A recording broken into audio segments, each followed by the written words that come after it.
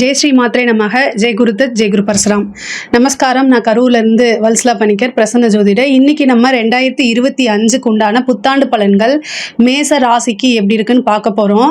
இந்த 2025 உண்டான புத்தாண்டு பலன்கள் இப்போ நான் சொல்லக்கூடியது பொது பலன்கள் தான். ஆனால் 100% அக்யூரேட்டான ஒரு பலன்கள் வேணும் அப்படின்னா உங்களுடைய இண்டிவிஜுவல் ஹாரோஸ்கோப்பில் கிரகங்களுடைய பொசிஷன் இப்போ என்ன திசாபுத்தி போயிட்டு இருக்கு, அப்புறம் கோச்சார நிலை, இது எல்லாமே நம்ம கால்குலேட் பண்ணி தான் 100% அக்யூரேட்டான பலன்களை சொல்ல முடியும். இருந்தாலும் இப்போ நான் சொல்லக்கூடியது 95% கரெக்டாக தான் இருக்கும். உங்களுடைய ஹாரோஸ்கோப்பும் ரொம்ப முக்கியமானது. இந்த 2025 எப்போ பிறக்குது அப்படின்னா மார்கழி மாதம் 16ஆம் தேதி, உத்திராட நட்சத்திரம், தனுசு ராசி, புதன்கிழமை, பிரதமை திதியில் இந்த வருஷம் பிறக்குது. 2025 நீங்கள் எடுக்கக்கூடிய ஒவ்வொரு முயற்சியுமே சக்ஸஸ் ஆகணும் அப்படின்னு உங்களுக்காக நானும் என்னுடைய அம்பாள் கிட்ட பிரார்த்தனை பண்ணிக்கிறேன். இந்த மேச ராசியை பொறுத்த வரைக்கும் இந்த 2025 நிறைய மாற்றங்களை உண்டு பண்ண போகுது. ஏன்னா சனி பயிற்சி இருக்குது, ராகுகேது பயிற்சி இருக்குது, குரு பயிற்சி இருக்குது. இந்த பெரிய 3 கிரகங்களும் இந்த 2025 பயிற்சி ஆகுது. அதில் ஃபஸ்ட்டு சனி பயிற்சி ஆகுது. இது இவ்வளோ நாளாக உங்களுக்கு நிறைய தொழில் ரீதியாக நிறைய மாற்றங்கள் இல்லாமல் இருக்கலாம். ஆனால் இந்த 2025 கண்டிப்பாக ஒரு சக்ஸஸ் உங்களுக்கு உறுதியாக உண்டு. உங்களுடைய அலட்சியத்தை நம்ம 7.5 சனி அப்படிங்கிறத பாதிப்பு போடவே கூடாது, அது மேலே பழிய போடக்கூடாது. பொதுவாக மற்ற ராசிகளுக்கு இல்லாதது உங்களுடைய ராசிக்கு இருக்குது. ஏன் அப்படின்னா குருவும் நல்ல பொசிஷனில் இருக்கார், ராகு கேதுக்களும் அருமையான பொசிஷனில் இருக்குது. இப்போ 7.5 சனி, அந்த 7.5 சனிங்கிறது உங்களுக்கு விரைய சனியாக தான் ஆரம்பிக்குது. இந்த 2025 மார்ச் மாதம் 29ஆம் தேதி சனி பயிற்சி ஆகிறாரு. அது உங்களுக்கு விரைய சனி தான். விரயம் அப்படின்னா அது சுப விரயமாக மாற்றுறது உங்களுடைய கையில் தான் இருக்குது. ஏன்னா பிஸ்னஸை பொறுத்த வரைக்கும் நம்ம முதலீடு செய்கிறது கூட ஒரு விரயமாக எடுத்துக்கலாம். பட் ஆனால் உங்களோட உழைப்புக்கு ஏற்ற பலன்களை உறுதியாக சனி கொடுத்துருவார். 10, 11க்கு அதிபதி தான் சனி பகவான். உங்கள் ராசியை பொறுத்த வரைக்கும் அவர் தான் தொழில்ஸ்தானாதிபதி, லாபஸ்தானாதிபதி. நீங்கள் 12ஆம் இடத்துல இருக்கும்போது அதுக்கு உண்டான முதலீடாக அதை மாற்றிக்கங்க. கண்டிப்பாக புதுசாக நீங்கள் பிஸ்னஸ் ஆரம்பிக்கலாமா அப்படின்னா ஆரம்பிக்கலாம். இல்லை நீங்கள் பண்ணிகிட்ருக்க பிஸ்னஸவே வேறு மாதிரி மாற்றலாமா, இன்னும் கொஞ்சம் இன்வெஸ்ட் பண்ணி மாற்றலாமா அப்படின்னா அதுவும் சூப்பர் தான். ஆனால் தொழிலுக்காக நீங்கள் அதிகமான அலைச்சல்கள், வெளியூர் பிரயாணங்கள், வெளிமாநிலம், வெளிநாடு, இதெல்லாம் அடிக்கடி போயிட்டு வர மாதிரி இருக்கும். ஆனால் அது எல்லாமே உங்களுக்கு கடைசியில் ஆதாயமாக தான் இருக்க போகுது. நீங்கள் சனினால் பாதிப்பு உங்களுக்கு வரக்கூடாது அப்படின்னா 2 விஷயத்தை செய்யுங்க. இது கோவிலுக்கு போகக்கூடிய பரிகாரங்களை உங்களுடைய லைஃப் ஸ்டைலை நீங்கள் மாற்றிக்கணும். அது எப்படி அப்படின்னா சனி பார்க்கக்கூடிய இடம் 2ஆம் இடமா இருக்குது. அதாவது 3ஆம் பறவை 2ஆம் இடத்தை பார்க்குது, அதே மாதிரி 10ஆம் இடமும் 9ஆம் இடத்தை பார்க்குது. வீட்டில் இருக்கக்கூடிய பெரியவர்களை மதித்து நடக்கணும். அவங்கள தேவையில்லாமல் பேசாதீங்க. மெயினாக உங்களுடைய செயல்பாடுகளை அதிகப்படுத்தி பேச்சை குறைச்சிட்டிங்க அப்படின்னா 7.5 சனி அப்படிங்கிறது, அந்த விரைய சனிங்கிறது உங்களுக்கு ஒன்றுமே செய்யாது. இந்த 2 வருஷம் நீங்கள் ரொம்ப சூப்பராக மாறிடலாம். ஆனால் இந்த 2025ங்கிறது ரொம்ப பீக்கான டைம் தான் மேச ராசியை பொறுத்த வரைக்கும். அதனால் நீங்கள் கண்டிப்பாக யூட்டிலைஸ் பண்ணிக்கணும். நீங்கள் குரு நல்ல பொசிஷனுக்கு வராரு. அதனால் எல்லாமே உங்களுக்கு அருமையாக இருக்குது. ஸோ இந்த இதை நீங்கள் கரெக்டாக யூஸ் பண்ணிக்கிறதுல தான் உங்களோட சக்ஸஸ் இருக்குது. பிஸ்னஸை பொறுத்த வரைக்கும் நல்லா இருக்குது. அதே மாதிரி உத்தியோகத்தில் இருக்கவங்களுக்கு ரொம்ப அருமையான வாய்ப்பு. உங்களுக்கு 6ஆம் இடத்துக்கு குருவோடைய பார்வை வருது. இது ரொம்ப ரொம்ப சூப்பராக இருக்குது. சனியும் குருவும் ஒரு விஷயத்தை பார்க்குறாங்கன்னா அந்த இடத்துக்கு வலுவான கிரகம் இருக்குது. இப்போ குரு 5ஆம் பார்வை 6ஆம் இடத்தை, அதாவது உத்தியோகஸ்தானத்தை தான் பார்க்குறாரு. இந்த மார்ச்சுக்கு அப்புறம் சனியும் அதை பார்க்குறாரு. அப்போ அந்த இடத்துல ரொம்ப ஸ்ட்ராங். அப்போ ப்ரொமோஷன், திடீர்னு ஒரு ப்ரொமோஷன், இடமாற்றங்கள், இந்த மாதிரி விஷயங்கள்லாம் கிடைக்கும். மே மாதத்துக்கு அப்புறம் உங்களுக்கு இடமாற்றம், நீங்கள் சொந்த ஊருக்கே போகணும்னு நினச்சிட்டு இருப்பீங்க. இல்லை இந்த பிளேஸில் போய் ஒர்க் பண்ணால் நமக்கு நிறைய பெனிஃபிட் இருக்கும் அப்படின்னு நினச்சிட்டு இருப்பீங்களே, அதெல்லாமே இந்த டைமில் வரும். புதுசாக வேலை வாங்குறதுக்கு உண்டான அமைப்பும் இருக்குது. நிறைய பேருக்கு படித்து முடிச்சுட்டு இந்த கேம்பஸ் இருக்குல்ல, அதுலேயே பிளேஸ்மெண்ட் ஆகிறதுக்கு நிறைய வாய்ப்பு இருக்குது. ஸ்டூடெண்ட்டெல்லாம் யூஜியாக இருந்தாலும் சரி, பிஜியாக இருந்தாலும் சரி, பிளேஸ்மெண்ட் இன்டர்வியூ அட்டன் பண்ணுங்கள். கண்டிப்பாக 100% உங்களுக்கு பிளேஸ்மெண்ட் இந்த வருஷம் உண்டு. மேச ராசியில் இருக்கவங்களுக்கு படித்து முடித்தோடனே நீங்கள் எதிர்பார்த்த வேலை கிடைக்கிறதுக்கு வாய்ப்பு இருக்குது. ஒரு சிலர் யூபிஎஸ் இதெல்லாம் ட்ரை பண்ணிட்டு இருப்பீங்களே, IAS, IPS, service commission exams எழுதிட்டு, பேங்க் எக்ஸாம்ஸ் எழுதிட்டு, ஏன்னா குரு வந்து உங்களுக்கு ஆஃப்டர் வந்து 18ஆம் தேதி மே மாதம் 18ஆம் தேதி குரு பெயர்ச்சி ஆகிறாரு. அப்போ அந்த இடத்துல 3ஆம் இடத்துக்கு தான் போகிறாரு. அப்போ வந்து நீங்கள் தேர்வு வந்து எழுதுறது எல்லாமே உங்களுக்கு வெற்றியாக தான் இருக்கும். ஆல்ரெடி எழுதுனவங்களுக்கு வந்து இது ரொம்ப சூப்பரான ரிசல்ட் உங்களுக்கு வரும். அந்த இது வந்து உங்களோட லைஃப் விஷயங்களையே நிறைய நல்ல மாற்றங்களை உருவாக்கி கொடுக்கும். ஆனால் நீங்கள் போடக்கூடிய எஃபர்ட் அப்படிங்கிறது ஒன்று இருக்குது. நீங்கள் நல்ல முறையில் உங்களோட முயற்சிகளை போடும்போது அதுக்குண்டான பிரதிபலன் பல மடங்காக பெருகி வரும். எல்லாமே நம்மளுடைய கையில் தான் இருக்குது. ஒவ்வொரு முயற்சிக்கும் பலாபலன் உறுதியாக உண்டு. நான் வேலை கிடைக்கும் அப்படின்னு சொன்னால் நீங்கள் ஆல்ரெடி அதுக்குண்டான முயற்சிகளை போட்டிருந்தா இப்போ அதுக்குண்டான வேலை ஷியோராக கிடச்சிருங்க. இந்த 7 சனியோடைய பாதிப்பு பெரிய லெவலில் உங்களுக்கு வராமல் இருக்கிறதுக்கு ஹனுமான் வழிபாடு பண்ணுங்கள். கம்பல்சரி வந்து சனிக்கிழமை அனுமாருடைய வழிபாடை பண்ண ஆஞ்சநேயர் ஸ்லோகத்தை சொல்லுங்கள். உங்களுக்கு வந்து பெரியவங்களை மதிச்சு நடங்க. இதுதான் வந்து இந்த விரயச்சனி வந்து உங்களுக்கு பெரிய லெவலில் பாதிப்பை ஏற்படுத்தாமல் காப்பாற்றும். ஒவ்வொரு சனிக்கிழமையும் சூரியன் அஸ்தமனம் ஆனதுக்கப்புறம் ஆஞ்சநேயர் வழிபாடு பண்ணுங்கள். வீட்டில் இருக்கக்கூடிய பெரியவங்களை மதித்து நடந்துக்கங்க. அவங்களோட பிளெஸ்ஸிங்ஸை வாங்கிக்கங்க. அது வந்து உங்களைய வெற்றிக்கு உண்டான லெவலுக்கு, அதாவது வெற்றி உங்களுக்கு கிடைக்கணும் அப்படின்னா அந்த ஸ்டேஜுக்கு உங்களை கூட்டிகிட்டு போகும். ஏன்னா சனி வந்து வயதானவர்களை குறிக்கக்கூடியது, அதுவும் வீட்டில் இருக்கக்கூடிய வயதானவர்களை குறிக்கக்கூடியது. ஸோ அதனால தான் இந்த விஷயத்த நான் ரொம்ப அழுத்தி சொல்கிறேன். படிப்பை பொறுத்த வரைக்கும் கண்டிப்பாக கவனம் தேவை. ஏன்னா படிப்புக்கு வந்து படிப்பு ஸ்தானத்துக்கு வந்து குருவோடைய பார்வை எதுவுமே கிடையாது. அதனால் படிப்பை பொறுத்த வரைக்கும் கண்டிப்பாக நீங்கள் வந்து முயற்சி பண்ணிக்கிட்டே இருக்கணும். இந்த 7 சனி வந்து படிப்புங்கிற விஷயத்தை வந்து ரொம்ப டிஸ்டர்ப் பண்ணும். நீங்கள் புக்கை எடுத்தாலே உங்களுக்கு வேறு மைண்ட் செட்டப் வரும். சுத்தமாக வந்து நாட்டம் இருக்காது. கல்வியில் வந்து உங்களுக்கு நாட்டம் இருக்காது.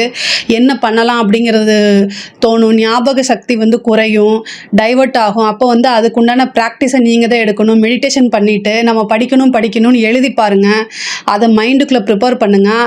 செல்ஃபாக மோட்டிவேட் பண்ணிக்கங்க. படிப்பு நம்மளோட லைஃபுக்கு ரொம்ப முக்கியமானது அப்படின்னு இல்லை அப்படின்னா படிப்பில் நீங்கள் நினைத்த மார்க், அதாவது நீங்கள் எதிர்பார்த்த ரிசல்ட் அப்படிங்கிறது உங்களுக்கு கிடைக்காம போயிடும். அதனால் படிக்கக்கூடிய குழந்தைங்க, அது வந்து ஸ்கூலாக இருந்தாலும் சரி, காலேஜாக இருந்தாலும் சரி, ஏன் பிஜியாக இருந்தாலும் சரி, மேச ராசியில் பிறந்தாங்க அத்தனை பேருமே வந்து படிப்பில் ரொம்ப கவனம் செலுத்தணும். ஃபோக்கஸ் இல்லை அப்படின்னா நீங்கள் எதிர்பார்த்த ரிசல்ட் கிடைக்காது. அதனால் ரொம்ப கவனமாக இருக்கணும். திருமணத்தை பொறுத்த வரைக்கும் குரு வந்து பயிற்சி ஆனதுக்கப்புறம் உங்களுக்கு குரு வந்து உங்கள் ராசிக்கு 3ஆம் இடத்துக்கு போவார்.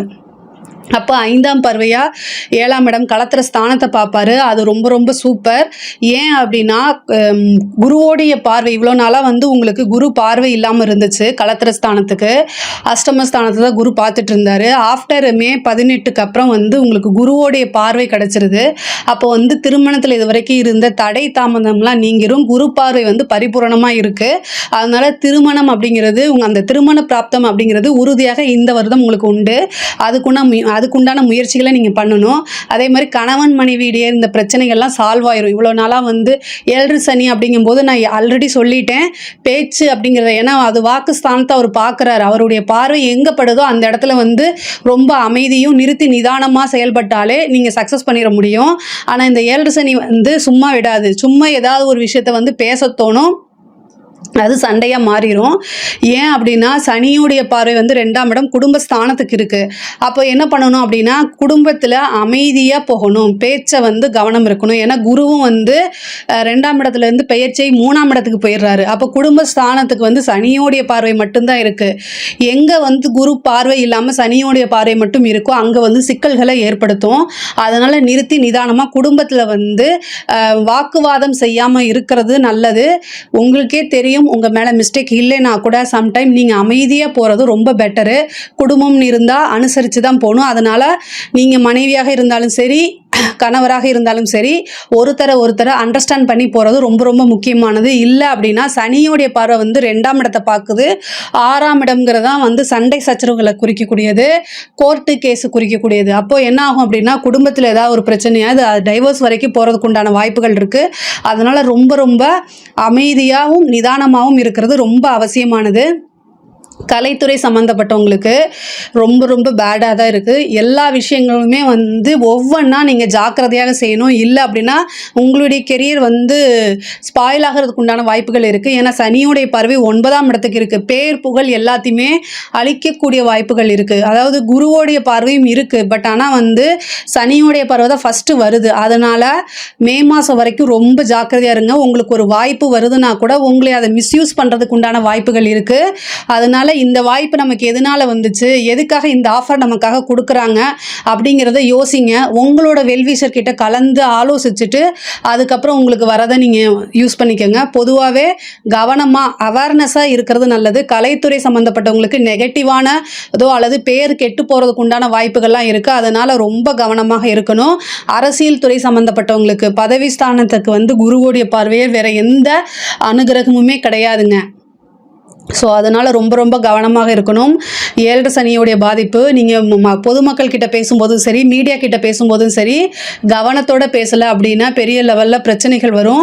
அதே மாதிரி மக்களுடைய சப்போர்ட் அப்படிங்கிறது, ஆதரவுங்கிறது வந்து கிடைக்காம போகிறதுக்கு உண்டான வாய்ப்புகள் இருக்குது. தலைமை இடத்துலேருந்து உங்களோட பேர் வந்து கொஞ்சம் கெட்டு போகிறதுக்கு உண்டான வாய்ப்புகள் இருக்குது. அதனால் இதெல்லாமே வந்து என்ன பண்ணணும் அப்படின்னா ரொம்ப ரொம்ப கவனமாக ஹேண்டில் பண்ணிட்டீங்கனாலே உங்களுக்கு பெரிய லெவலில் பிரச்சனைகள் வராது. அரசியல் துறை அல்லது அரசாங்க துறையில் இருக்கிறவங்க கவனமாக தான் இருக்கணும். நீங்கள் வந்து என்னென்னா முக்கியமாக அரசாங்கத்துறையில் வேலை பார்க்கக்கூடிய அதிகாரிகளாக இருக்கிறீங்க அப்படின்னா சனியுடைய பார்வை எங்கெல்லாம் வருதுன்னு பார்த்துக்குங்க. அதாவது ராகு வந்து உங்களுக்கு 11ஆம் இடத்துக்கு வராரு, கேது வந்து 5ஆம் இடத்துக்கு வருது. அப்போ ராகு கேதுக்கள்னால பெரிய பிரச்சனைகள் இல்லை. ஆனால் ராகு வந்து 11ஆம் இடம்ங்கும்போது ஆசை அபிலாசைகளை தூண்டி விடும். ராகுவோடைய வேலையே என்னென்னா ஆசை அபிலாசைகளை தூண்டி விடுறதுல பிரதான வேலை அவரோடது தான். ஸோ அவர் தூண்டி விடும்போது இந்த 7 சனி என்னென்னா உங்களுக்கு எப்படா வேலை செய்யலான்னு காத்துக்கிட்டே இருக்கும். அப்போ வந்து உங்களுடைய எண்ணங்கள் ஆசைகள் அதிகமாகி புத்தியை வந்து மழுங்கடிச்சிரும். அப்போது நமக்கு இது நல்லது அப்படின்னு சொல்லி பேராசை வந்து பெருநஷ்டத்தில் தான் முடியும். ஸோ அதனால் அரசாங்கத்துறையில் இருக்கிறவங்க வந்து நமக்கு ஒரு விஷயம் ஏதாவது கிடைக்கிது, டெண்டர் கிடைக்கிது, இல்லை வந்து நீங்கள் வந்து கீழ் லெவலில் வேலை செய்கிறீங்க, ஒரு அசிஸ்டன்ட் லெவலில் வேலை செய்கிறீங்கனாலும் ஹையர் அஃபிஷியல் வந்து உங்களுக்கு ஃபோனில் இன்ஸ்ட்ரக்ஷன் கொடுக்குறது, இல்லை வந்து ரிட்டன் ஆர்டர் இல்லாமல் ஒரு விஷயத்தை செய்ய சொல்கிறதெல்லாம் நீங்கள் செஞ்சு மாட்டிக்காதீங்க. இது நிறைய பேத்துக்கு நடந்திருக்கு. அதனால தான் இவ்வளோ தூரம் சொல்கிறேன். ஏன் அப்படின்னா ஒரு சிலருக்கு வந்து மேலே அஃபிஷியல் ஆர்டர் இல்லாமல் இதை செய்யுன்னு சொல்லுவாங்க. கடைசியில் அதில் ஏதாவது பிரச்சனை வரும்போது உங்களுக்கு தான் மெமோ இஷ்யூ ஆகும். அதனால் நீங்கள் தான் சஸ்பெண்ட் ஆவீங்க. ஸோ அதனால் அதை பார்த்து இருங்க. நீங்கள் ஏதாவது தப்பு செய்கிறதுக்கு முன்னாடி யோசிச்சுக்கணும். 7 சனியில் தப்பு செஞ்சால் கண்டிப்பாக வந்து அதுக்கு உண்டான பனிஷ்மெண்ட் கிடச்சிரும். சனி வந்து ஒரு நேர்மையான கிரகம், ஜட்ஜ்மெண்ட் மாதிரி. நீங்கள் என்ன தப்பு செய்றீங்களோ இமீடியட் ரிசல்ட் கிடச்சிரும். அதனால் ரொம்ப ரொம்ப கவனமாக இருக்கணும் அரசாங்கத்துறையில் இருக்கிறவங்க. பெண்களை பொறுத்த வரைக்கும் இது வந்து ரொம்ப நல்லா இருக்குது. பொதுவாக குடும்பத்தில் நான் சொன்ன மாதிரி அனுசரிச்சு போயிட்டாலே பெரிய லெவலில் உங்களுக்கு பிரச்சனைகள் வராது. ஆனால் நீங்கள் உத்தியோகம் பார்க்கக்கூடிய பெண்களாக இருக்கீங்க அப்படின்னா ரொம்ப கவனமாக இருக்கணும். சனி 6ஆம் இடத்தை பார்க்குது. நீங்கள் வேலை செஞ்சுட்டு இருப்பீங்க, பட் ஆனால் உங்கள் மேலே சில பேர் ஜெலஸ் ஆவாங்க. அதனால் வந்து பிரச்சனைகளை சந்திக்கிற மாதிரி வரும். வீட்டில் நிம்மதியில் நீங்கள் வேலை பார்க்க போனால் கூட வெளியிலையும் வந்து பாலிடிக்ஸ் பண்ணி நீங்கள் வேலை பார்க்கணுமாங்கிற எண்ணத்தை உருவாக்குறதுக்கு உண்டான வாய்ப்பு இருக்குது. பட் ஆனால் ஒரே ஒரு விஷயம், நீங்கள் இங்கே வேலை பார்த்தா மட்டும் கிடையாதுங்க, எங்கே வேலை பார்த்தாலும் கண்டிப்பாக போட்டி பொறாமைகள் இது எல்லாமே வந்து தாண்டி நீச்சல் அடித்து தான் நீங்கள் வந்து சக்ஸஸ் பண்ணுற மாதிரி இருக்குது. ஸோ அதனால் நீங்கள் இருக்கக்கூடிய ஜாபை வந்து விட்டுறாதீங்க, குயிட் பண்ணிடாதீங்க. பட் ஆனால் எதுவாக இருந்தாலும் முன்னேற முடியும், போராடணும் அப்படிங்கக்கூடிய எண்ணங்களை அதிகப்படுத்திக்கங்க. கண்டிப்பாக சக்ஸஸ் இருக்குது. எந்த வருஷமும் இல்லாமல் இந்த 2025 மேசராசியை பொறுத்த வரைக்கும் பெண்களுக்கு ரொம்ப ரொம்ப சூப்பராக இருக்குது. இந்த வருஷத்தில் நீங்கள் எடுக்கக்கூடிய அத்தனை முயற்சிகளுமே சக்ஸஸ் ஆகும். உங்களுடைய மெயினான எண்ணங்கள், அதாவது உங்களுடைய கனவுன்னு இருக்கும் இல்லையா, அந்த கனவு எல்லாமே பழிக்கக்கூடிய காலகட்டமாக தான் இந்த வருஷம் உங்களுக்கு இருக்க போகுது. அதனால் நீங்கள் என்ன செய்யணும்னு நினைக்கிறீங்க அதை அப்படியே வந்து முயற்சியாக போடுங்க. கண்டிப்பாக உங்களுக்கு அந்த காரியம் வந்து கை கொடுங்க. இந்த 14ஆம் தேதி மே மாதம் வந்து 14ஆம் தேதி ராகு கேது பயிற்சி ஆகுது. ராகு வந்து 11ஆம் இடத்துக்கு நல்ல லாபங்கள் உங்களுக்கு கிடைக்கும். அதே நேரத்தில் கேது 5ஆம் இடத்துக்கு வருது. 5ஆம் இடம்னா புத்திரஸ்தானம். ஸோ கல்யாணம் ஆகி ரொம்ப நாளாக உங்களுக்கு பேபி ஃபார்ம் ஆகலை அப்படின்னா நீங்கள் வந்து IVF டெஸ்ட் பேபிக்கெலாம் ட்ரை பண்ணிட்டு இருப்பீங்க இல்லையா, அது ஃபெயிலியராக இருந்தால் கூட இந்த டைம் வந்து ஒரே ஒரு டைமு குலதெய்வ வழிபாடு பண்ணுங்கள். இந்த குலதெய்வ வழிபாடு பண்ணி முடிச்சுட்டு நீங்கள் என்ன செய்யுங்கன்னா புற்று வழிபாடுக்கு பண்ணுங்க. அதாவது வந்து புற்று வழிபாடுனா பாம்பு அங்கே இருக்கணும், அந்த அந்த அந்த புற்றுல போய் வழிபாடு பண்ணிட்டு சேஃப்டியாக பண்ணுங்க. கடைசியில் ஏதாவது ஒரு ப்ராப்ளம்னா ஜோசியர் தான் சொன்னாங்கன்னு சொல்லிடாதீங்க. சேஃப்டியாக பண்ணுங்க. அந்த புத்து மண்ணை எடுத்து நெத்தியில் வச்சுட்டு நல்லபடியாக வேண்டிக்கங்க. வேண்டிட்டு அதாவது ஆணாக பிறந்தால் நாகராணி அந்த மாதிரி பேர் வைக்கிறதாவும், பெண்ணாக பிறந்தால் நாகராஜா அப்படின்னு ஃபஸ்ட்டு பேர் வைக்கிறதா வேண்டிக்கங்க. அதுக்கப்புறம் உங்களோட இஷ்டத்துக்கு பேர் வச்சுக்கோங்க. ஆனால் டெஸ்ட் டியூப் பேபிக்கு போகிற மாதிரி இருந்தால் இந்த டைமில் ட்ரை பண்ணுங்கள். கண்டிப்பாக 100% அது சக்ஸஸ் ஆகும். ஏன்னா புத்திர ஸ்தானத்தில் வந்து ராகு கேதுக்கள் போகும்போது செயற்கை முறை கருத்தரிப்புக்கு வந்து ரொம்ப ஹெல்ப்ஃபுல்லாக இருக்கும். இது வந்து சக்ஸஸ் பண்ணி கொடுத்துரும்.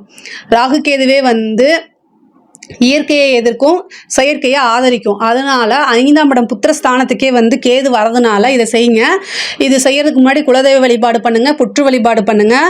அடுத்தது விநாயகருக்கு ஞாயிற்றுக்கிழமை யமகண்ட நேரத்தில் 2 தீபம் தேங்காய் எண்ணெயில் போடுங்க. அது ரொம்ப பலனளிக்கும். ரொம்ப வருஷமாக உங்களுக்கு வந்து புத்திர பாக்கியம் அதாவது குழந்தை இல்லாமல் இருக்குது அப்படின்னா இந்த விஷயத்தை ட்ரை பண்ணுங்கள். 100% சக்ஸஸ் ஆகும். மேச ராசியை பொறுத்த வரைக்கும் 2025 அப்படிங்கிறது வந்து ஒரு நிறைய பெரிய நல்ல மாற்றங்கள் வருது. பெரிய வகையில் சக்ஸஸை கொடுக்கக்கூடிய வருஷமாக தான் இந்த இது இருக்குது. இதில் ஏதாவது உங்களுக்கு சந்தேகங்கள் இருக்குது அப்படின்னா கமெண்ட்ஸில் கேளுங்க, நான் கண்டிப்பாக ஆன்சர் பண்ணுறேன். நம்மளுடைய சேனலை லைக் பண்ணுங்கள், ஷேர் பண்ணுங்கள், சப்ஸ்கிரைப் பண்ணுங்கள். நன்றி, வணக்கம்.